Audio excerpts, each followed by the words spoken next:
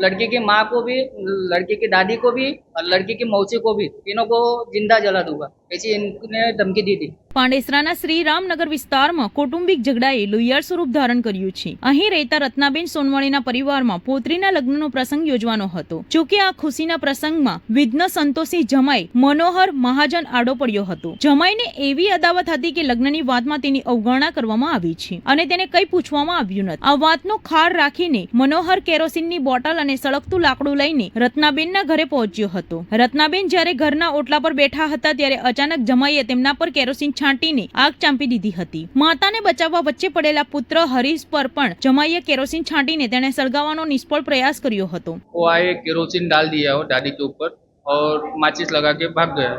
ગંભીર રીતે દાઝી ગયેલા વૃદ્ધાને તાત્કાલિક હોસ્પિટલ ખસેડવામાં આવ્યા હતા। અગાઉ પણ જમાઈએ આખા પરિવારને જીવતો સળગાવી દેવાની ધમકી આપી હતી। હાલ પાંડેસરા પોલીસે આ મામલે ગુનો નોંધીને ફરાર જમાઈની શોધખોળ શરૂ કરી છે।